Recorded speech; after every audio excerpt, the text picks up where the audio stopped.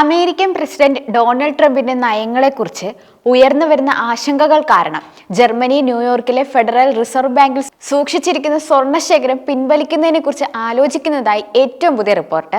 അടുത്ത സർക്കാരിനെ നയിക്കാൻ സാധ്യതയുള്ള രാജ്യത്തെ യാഥാസ്ഥിതിക ക്രിസ്ത്യൻ ഡെമോക്രാറ്റിക് യൂണിയൻ പാർട്ടി ട്രംപിന്റെ താരിഫുകളും ഒറ്റപ്പെടൽ നിലപാടുകളും കാരണം സ്വർണം തിരിച്ചു രാജ്യത്ത് എത്തിക്കുന്നതിനെ കുറിച്ചുള്ള ചർച്ചകൾ ആരംഭിക്കുകയും ചെയ്തിട്ടുണ്ട്. വിദേശ നയം, വ്യാപാര ബന്ധങ്ങൾ, ആഭ്യന്തര രാഷ്ട്രീയം തുടങ്ങിയ അമേരിക്കയിലെ സമീപകാല സംഭവ വികാസങ്ങളാണ് ഇത്തരമൊരു തീരുമാനമെടുക്കാൻ ജർമ്മനിയെ ചിന്തിപ്പിച്ചിരിക്കുന്നത്. ഏകദേശം 113 ബില്യൺ വിലമതിക്കുന്ന ജർമ്മനിയുടെ സ്വർണ്ണശേഖരം നിലവിൽ ന്യൂയോർക്കിലാണ് സൂക്ഷിച്ചിരിക്കുന്നത്. മൊത്തം സ്വർണ്ണശേഖരത്തിന്റെ 37% ഫെഡറൽ റിസർവിലാണ്. സുതാര്യതയും ഉത്തരവാദിത്വവും ഉറപ്പാക്കിക്കൊണ്ട് CDU രാഷ്ട്രീയക്കാർ സ്വർണ്ണശേഖരം പതിവായി അമേരിക്കയിലേക്ക് എത്തി പരിശോധിക്കുന്നതിനോ അല്ലെങ്കിൽ അവ സ്വദേശത്തേക്ക് കൊണ്ടുപോകുന്നതിനോ വേണ്ടി വാദിക്കുകയാണ് ഇപ്പോൾ ചെയ്യുന്നത്. ചിലർ എല്ലാ ജർമ്മൻ സ്വർണ്ണശേഖരവും ഫ്രാങ്ക്ഫർട്ടിലേക്കോ കുറഞ്ഞത് യൂറോപ്പിലേക്കോ ഉടനടി മാറ്റണമെന്ന് വാദിക്കുകയും ചെയ്യുന്നുണ്ട്. എന്നാൽ ജർമ്മനിയുടെ സ്വർണ്ണശേഖരം സൂക്ഷിക്കുന്നതിന് ന്യൂയോർക്കിലെ ഫെഡറൽ റിസർവ് വിശ്വസനീയമായ ഒരു പങ്കാളിയാണെന്ന് പ്രസ്താവിച്ചുകൊണ്ട് ജർമ്മൻ സെൻട്രൽ ബാങ്ക് പാർട്ടിയുടെ നിർദ്ദേശങ്ങളെ തള്ളിക്കളയുകയും ചെയ്തിട്ടുണ്ട്. എന്നിരുന്നാലും ആഗോള രാഷ്ട്രീയത്തിലും വ്യാപാരത്തിലും അമേരിക്കയുടെ പങ്കിനെക്കുറിച്ച് യൂറോപ്യൻ സഖ്യകക്ഷികൾക്കിടയിൽ വർദ്ധിച്ചു വരുന്ന അസ്വസ്ഥതയാണ് ഇപ്പോൾ ആരംഭിച്ച ഈ ചർച്ച എടുത്തു കാണിക്കുന്നത്. മാത്രമല്ല, ട്രംപിന്റെ ഭരണകൂടം യൂറോപ്യൻ യൂണിയനിൽ നിന്ന് ഇറക്കുമതി ചെയ്യുന്ന സാധനങ്ങൾക്ക് 20% ലെവി ഉൾപ്പെടെ വിപുലമായ താരിഫുകൾ ഏർപ്പെടുത്തിയത് ജർമ്മൻ കയറ്റുമതിയെ ബാധിക്കുകയും വ്യാപാര സംഘർഷം വർദ്ധിക്കുമെന്ന ആശങ്കയ്ക്ക് കാരണമാവുകയും ചെയ്തിട്ടുണ്ട്. ജർമ്മനിയുടെ വ്യാവസായിക നയത്തെ വിമർശിച്ചും പ്രതിരോധ സാമ്പത്തിക സഖ്യങ്ങൾക്ക് രാജ്യം നൽകുന്ന സംഭാവനകൾ കുറവാണെന്ന് ആരോപിച്ചും ട്രംപ് പലപ്പോഴും നേരിട്ട് ജർമ്മനിക്കെതിരെ രംഗത്തെത്തിയിട്ടുണ്ട്. അദ്ദേഹത്തിന്റെ വൈസ് പ്രസിഡന്റ് ജർമ്മനിയെ ദയനീയമായ സ്വതന്ത്ര വിപണനക്കാരൻ എന്നാണ് വിശേഷിപ്പിച്ചത്. ഇതെല്ലാം ജർമ്മനിയിൽ ഒരു വിഭാഗങ്ങൾക്കിടയിൽ അമേരിക്കൻ വിദ്വേഷം വളരാൻ വഴിവെച്ചിരുന്നു. സാമ്പത്തിക സംഘർഷങ്ങൾക്ക് പുറമെ അമേരിക്കയ്ക്കുള്ളിലെ രാഷ്ട്രീയ സംഭവ വികാസങ്ങളും ഈ അസ്വസ്ഥതയ്ക്ക് പിന്നിലുണ്ട്. ജർമ്മൻ ഇന്റലിജൻസ് സേവനങ്ങൾ ഭരണഘടനാ ഭീഷണിയായി മുദ്രകുത്തിയ തീവ്ര വലതുപക്ഷ ഗ്രൂപ്പുകൾക്ക് ട്രംപ് ഭരണകൂടത്തിന്റെ സഖ്യകക്ഷികൾ നൽകുന്ന പിന്തുണ ഉൾപ്പെടെ യൂറോപ്യൻ രാഷ്ട്രീയത്തിൽ കൂടുതലായി അമേരിക്ക ഇടപെടുന്നുവെന്ന ആരോപണവും ജർമ്മൻകാരിൽ അസ്വസ്ഥതയ്ക്ക് ഇടയാക്കിയിട്ടുണ്ട്. അമേരിക്കയിലെ നിലവിലെ സ്ഥിതിഗതികൾ ജർമ്മൻ നിയമനിർമ്മാതാക്കൾക്കിടയിൽ ആശങ്കകൾ വർദ്ധിപ്പിച്ചിട്ടുണ്ട്. 2012 തന്നെ അമേരിക്കയിൽ നിന്ന് സ്വർണം സ്വന്തം രാജ്യത്തേക്ക് മാറ്റണമെന്ന് CDU നിയമസഭാംഗം മാർക്കോ വാണ്ടർവിറ്റ്സ് പറഞ്ഞിരുന്നു. പക്ഷെ അന്ന് അദ്ദേഹത്തിന്റെ വാക്കുകൾ എല്ലാവരും തള്ളുകയായിരുന്നു. എന്നാൽ ഇപ്പോൾ വിഷയം വീണ്ടും ചർച്ചയാകുമ്പോൾ അതേ കാര്യം അദ്ദേഹം വീണ്ടും ആവർത്തിക്കുകയാണ്. രണ്ടാം ലോക മഹായുദ്ധാനന്തര കാലഘട്ടത്തിൽ ജർമ്മനിയിൽ കയറ്റുമതി കുതിച്ചുയർന്നതിനു ശേഷം രാജ്യത്തിന്റെ സമ്പത്ത് ഗണ്യമായി വളർന്നിട്ടുണ്ട്.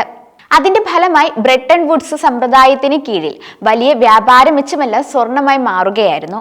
എന്നിരുന്നാലും സോവിയറ്റ് യൂണിയനിൽ നിന്ന് തങ്ങളുടെ കരുതൽ ശേഖരം അപകടത്തിലാണെന്ന ആശങ്കയാണ് ജർമ്മനി, അമേരിക്ക ഉൾപ്പെടെയുള്ള വിദേശ രാജ്യങ്ങളിൽ സ്വർണം സൂക്ഷിക്കാൻ പ്രേരിപ്പിച്ചിരുന്നത്. ലോകത്തിലെ ഏറ്റവും വലിയ സ്വർണ്ണ നിക്ഷേപ കേന്ദ്രമുള്ള രാജ്യമാണ് America. France, Russia, China, Turkey, Taiwan, Saudi Arabia, Great Britain, Spain എന്നിവ ഉൾപ്പെടെ നിരവധി രാജ്യങ്ങൾ അവരുടെ സ്വർണ്ണശേഖരം ആഭ്യന്തരമായി ഇവിടെ സൂക്ഷിക്കുന്നുണ്ട്. എന്നാൽ ചില രാജ്യങ്ങൾ അവരുടെ സ്വർണ്ണശേഖരം എവിടെയാണ് സൂക്ഷിച്ചിരിക്കുന്നതെന്ന് പരസ്യമായി വെളിപ്പെടുത്തിയിരുന്നില്ല. ജർമ്മനിയുടെ സ്വർണ്ണശേഖരത്തെ ചുറ്റിപ്പറ്റിയുള്ള ഇപ്പോഴത്തെ ചർച്ച രാജ്യങ്ങൾ തമ്മിലുള്ള സങ്കീർണമായ ബന്ധങ്ങളെയും അന്താരാഷ്ട്ര പങ്കാളിത്തത്തിലുള്ള വിശ്വാസത്തിന്റെ പ്രാധാന്യത്തെയും എല്ലാം എടുത്തു കാണിക്കുന്നതാണ്. ഈ ചർച്ചയുടെ ഫലം ആഗോള ഭൗമരാഷ്ട്രീയത്തിലും വ്യാപാരത്തിലും കാര്യമായ പ്രത്യാഘാതങ്ങൾ ഉണ്ടാക്കിയേക്കാനും സാധ്യതയുണ്ട്. അതേസമയം 2013 പൊതുപ്രചാരണങ്ങളുടെയും രാഷ്ട്രീയ പ്രക്ഷോഭങ്ങളുടെയും സമ്മർദ്ദത്തിനിടയിൽ പ്രത്യേകിച്ച് വലതുപക്ഷ പോപ്പുലിസ്റ്റുകളിൽ നിന്ന് ഉയർന്ന സമ്മർദ്ദത്തിന്റെ ഫലമായി വുഡ്സ് ബാങ്ക് ഒരു വലിയ ഭാഗം സ്വർണം സ്വദേശത്തേക്ക് കൊണ്ടുപോകാനുള്ള ശ്രമം ആരംഭിച്ചിരുന്നു. അക്കാലത്ത് ജർമ്മൻ സ്വർണത്തിന്റെ വലിയൊരു ഭാഗം പാരീസിലെ ബാങ്ക് ഡി ഫ്രാൻസിന്റെ നിലവറകളിലാണ് സൂക്ഷിച്ചിരുന്നത്. 2020 ആകുമ്പോഴേക്കും മൊത്തം കരുതൽ ശേഖരത്തിന്റെ പകുതിയെങ്കിലും സ്വന്തം മണ്ണിൽ സൂക്ഷിക്കുക എന്ന ലക്ഷ്യത്തോടെ വുഡ്സ് ബാങ്ക് 374 ടൺ പാരീസിൽ നിന്ന് ഫ്രാങ്ക്ഫർട്ടിലേക്കും 300 ടൺ ന്യൂയോർക്കിൽ നിന്ന് ജർമ്മനിയിലേക്കും തിരികെ കൊണ്ടുപോവുകയും ചെയ്തിരുന്നു. പ്രധാന സാമ്പത്തിക വിപണികളുമായുള്ള ബന്ധമൊക്കെ കണക്കിലെടുത്താണ് മറ്റൊരു ഭാഗം അവിടെ തന്നെ സൂക്ഷിച്ചിരിക്കുന്നത്. നിലവിലെ അസ്വാരസ്യങ്ങൾ നിലനിൽക്കുമ്പോഴും ഫെഡറൽ റിസർവുമായുള്ള ക്രമീകരണങ്ങളിൽ വുഡ്സ് ബാങ്ക് ആത്മവിശ്വാസം പ്രകടിപ്പിക്കുകയാണ്. സ്വർണ്ണ നിക്ഷേപങ്ങളുടെ സംഭരണ സ്ഥലങ്ങൾ പതിവായി വിലയിരുത്തുന്നു എന്നും ന്യൂയോർക്ക് ഫെഡ് സ്വർണത്തിന്റെ ഒരു പ്രധാന സംഭരണ സ്ഥലമാണെന്നും വുഡ്സ് ബാങ്ക് ഒരു പ്രസ്താവനയിൽ പറയുകയുണ്ടായി. ജർമ്മനിയെ സംബന്ധിച്ചിടത്തോളം ഈ കരുതൽ ധനം സാമ്പത്തിക ആസ്തികൾ മാത്രമല്ല, ദേശീയ പ്രതിരോധ ശേഷിയുടെയും വിശ്വാസ്യതയുടെയും പ്രതീകങ്ങളാണ്. പണപ്പെരുപ്പത്തിനെതിരായ ഒരു സംരക്ഷണമായും പ്രതിസന്ധി ഘട്ടങ്ങളിൽ മൂല്യശേഖരമായും കറൻസിയിലെ ചാഞ്ചാട്ടത്തിനെതിരായ ഒരു ബഫറായും ഈ ശേഖരത്തെ ജർമ്മനി കാണുന്നുണ്ട്. പക്ഷെ വുഡ്സ് ബാങ്കിന്റെ തീരുമാനത്തിനെതിരെയും ആശങ്കകൾ തന്നെയാണ് ഉയരുന്നത്. സ്വർണം തിരിച്ചയക്കുക, അല്ലെങ്കിൽ ഏറ്റവും കുറഞ്ഞത് കർശനമായ പരിശോധനാ പ്രോട്ടോകോളുകൾ നടപ്പിലാക്കുക തുടങ്ങിയ അഭിപ്രായങ്ങളൊക്കെ ഉയരുന്നുണ്ട്. അമേരിക്കയിലെ സുരക്ഷയിൽ ഉയരുന്ന സംശയങ്ങളും അമേരിക്കയിലേക്ക് ഉയരുന്ന ഇറാന്റെ അടക്കമുള്ള രാജ്യങ്ങളുടെ സംഘർഷ ഭീഷണികളും ഒക്കെയാണ് ഇതിനുള്ള കാരണം. മറ്റ് രാജ്യങ്ങളും സമാനമായ നടപടികൾ സ്വീകരിച്ചിട്ടുണ്ട് എന്നത് ശ്രദ്ധിക്കേണ്ടതാണ്. ഇപ്പോൾ മാത്രമല്ല, 2014 പ്രതിസന്ധി ഘട്ടങ്ങളിൽ സ്വന്തം രാജ്യത്തോട് അടുത്ത് സ്വർണം സൂക്ഷിക്കണമെന്നും ആഗ്രഹം ചൂണ്ടിക്കാട്ടിയിട്ടുണ്ട്.